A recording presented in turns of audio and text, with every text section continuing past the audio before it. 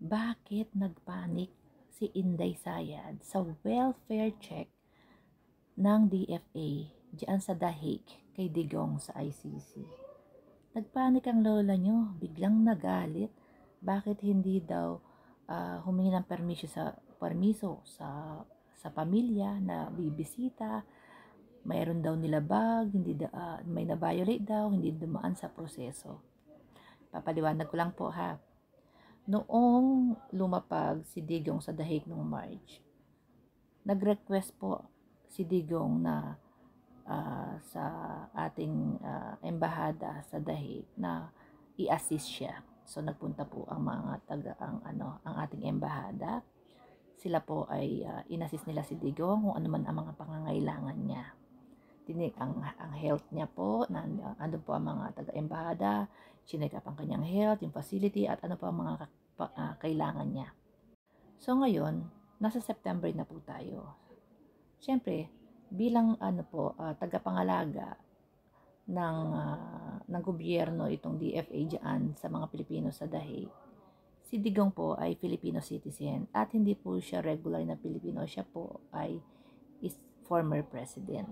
September na po ngayon, imagine from March, September, ngayon pa lang uli sila nakabisita para i-check yung welfare ni Digong. Kasi lagi niyong ikinakalat kayong mga DDS butot balat na lang, payat na payat, nag-uuyanin na, hindi na makaalala, not fit to stand na, dahil nga hindi niya na alam yung kanyang yung kaso daw, hindi na alam.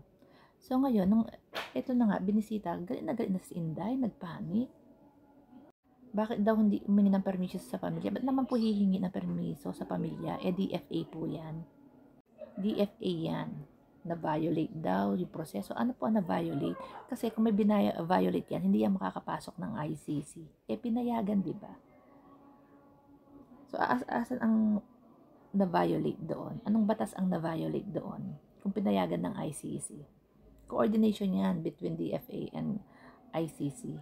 Ang tanong, ano ang kinagagalit at takot si Inday na malaman ng DFA ang sitwasyon ni Digong? So, may tinatago ba silang kasinungalingan? Yung sinasabi nilang butot balat?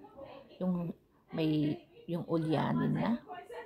Or baka naman takot siya na malaman ng mga supporters ni Digong na hindi naman butot balat si Digong at nakakaunawa pa siya, nakakaalala pa siya, gaya ng sinabi niya sa Japan. Binuking niya ang sarili niya, 'di ba, sa Japan. Sinabi niya sumusulat daw sumusulat sila kung ano nangyayari sa bansa, sa balita, sa pamilya, araw-araw pinapadala sa lawyer. At yun daw ay yung lawyer binibigay kay Digong para basahin. Baka yun yung kinakatakot niya, na malaman yung katotohanan, kasi nga sila lang naman magkakapatid ang nakakakita sa tatay niya. Yung mga supporters naman hindi nakikita. Tsaka tayo, di ba? Hindi natin alam kung ano talaga sitwasyon ni Digong. Sila na lang magkakapatid. So, bakit ka kakabahan? Bakit ka magpapanik kung binisita man ng DFA ang tatay mo? Ito pa, si Bato, tsaka si Robin, yung peking concern nila kay Digong. Gusto lang nilang gumawa ng eksena, tapos isisisi kay PBBM. So, gusto nilang palabasin nito nila Inday, tsaka nito nila Bato na assassination attempt na delikado sa buhay ni Digong. Delikado sa buhay ni Digong, DFA ang nagpunta. Tapos sa loob pa ng ICC. Utak kriminal talaga, alam mo yon, palibhasa gawain. Takot sa sariling multo.